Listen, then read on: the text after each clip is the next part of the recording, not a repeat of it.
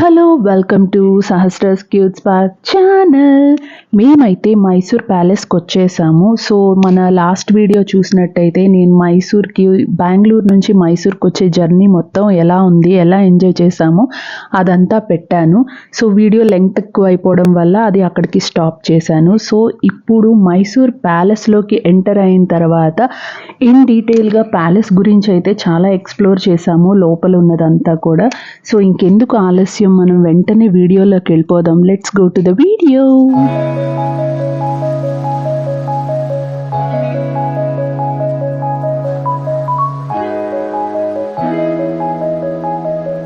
So ఇది వచ్చేసి entrance అన్నమాట. సో ఎంట్రన్స్ అయితే అదిరిపోయింది. అసలు ఎంట్రన్స్ నుంచి ప్యాలెస్ వ్యూ అయితే చాలా ఎక్స్ట్రాడినరీగా ఉంది.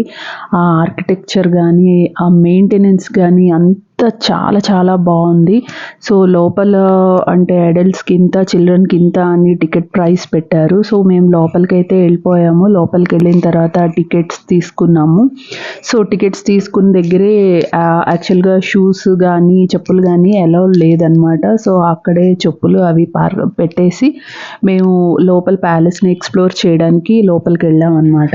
జనరల్గా మనము ఇట్లాంటి ఏ ప్యాలెస్కి వెళ్ళినా మనం అనుకుంటాం కదా, అప్పట్లో రాజులు అలా ఉండేవారా, ఇలా ఉండేవారా అని. బట్ ఈ ప్యాలెస్కి అయితే ఒక స్పెషాలిటీ ఉంది. ఇప్పటికీ ఆ రాజులు అక్కడే ఉంటారు. సో ఇక్కడ మనకి ఎంటర్ అయిన వెంటనే ఫస్ట్ కనిపించేది మైసూర్ ఓల్డ్ ప్యాలెస్ నమూనా, ఇంకా చాముండేశ్వరి ఉత్సవ విగ్రహం, దసరాలోని ఊరేగించే ఉత్సవ విగ్రహం అనమాట. ఆ విగ్రహం ఒకటి కనిపిస్తుంది. ఇంకా రిమైనింగ్ వచ్చేసి డిఫరెంట్ ప్లేసెస్ నుంచి వచ్చిన మంచి మంచి ఆర్కిటెక్చర్స్ అనమాట. వాటిని కూడా అక్కడ డిస్ప్లేలో పెట్టారు, మనం చూడొచ్చు.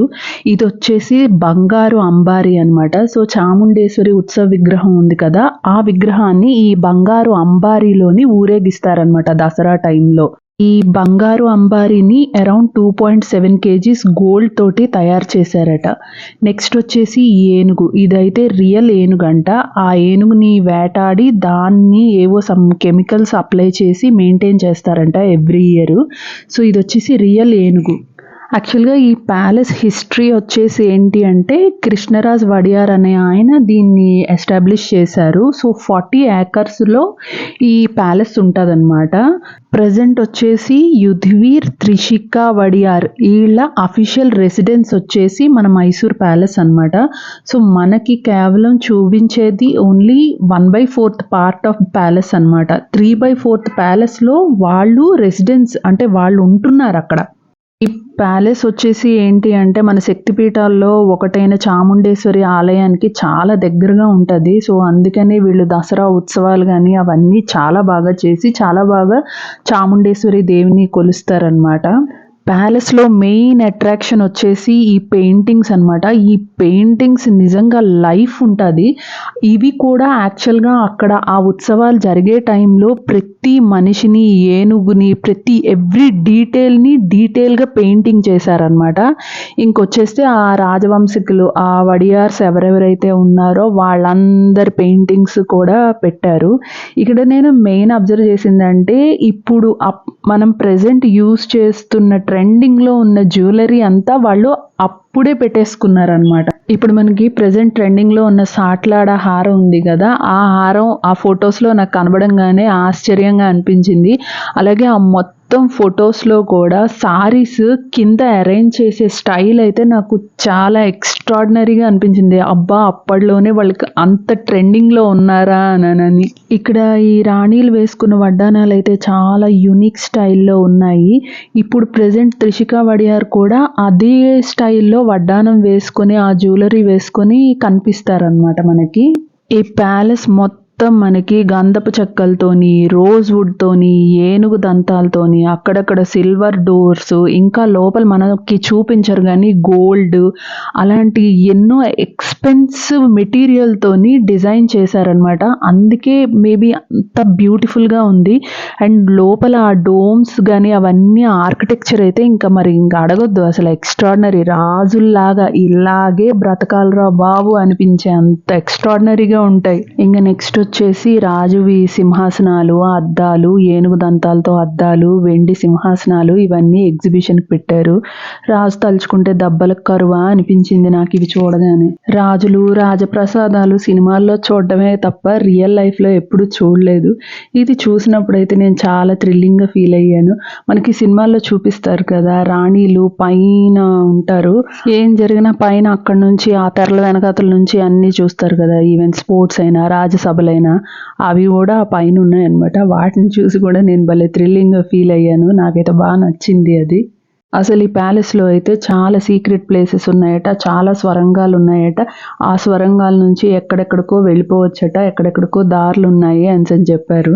నేనైతే నవ్వుకున్నాను, ఎందుకంటే మనకు చూపించిందే పావువంతు, ఇంకా అందులో సీక్రెట్ ప్లేసెస్ కూడా చూపిస్తారా అని నవ్వుకున్నాను అనమాట.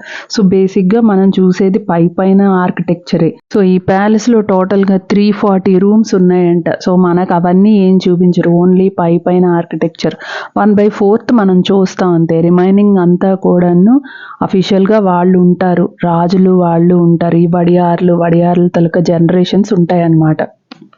అసలు మనం కొంచెం బ్యాక్కి వెళ్తే ఇది మైసూర్ కాదు, యాక్చువల్గా మహిషీపూర్ అంట.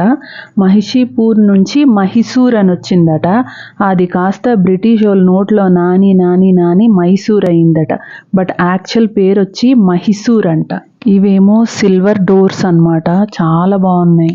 సో నాకు ఈ ప్యాలెస్ అంతా చూసిన తర్వాత ఏమనిపించిందంటే, వంతే ఇలా ఉందంటే మిగతా 30 వంతు ఇంకెలా ఉంటుందో, అసలు అద్దరిపోతుంది కదా అనిపించింది నాకు. ఇవి దసరా టైంలో ఏనుగులకి డెకరేషన్స్ కోసం ఉంచారనమాట. వీటిని కూడా మనకి షోకి పెట్టారు.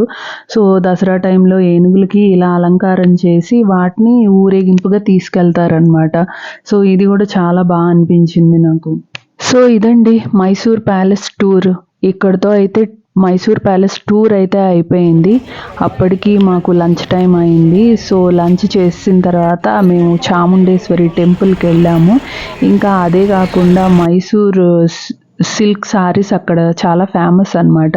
So Mysore silk saris, dresses అవి కూడా తీసుకున్నాము. సో అక్కడ నుంచి బ్యాక్ టు బెంగళూరు అన్నమాట.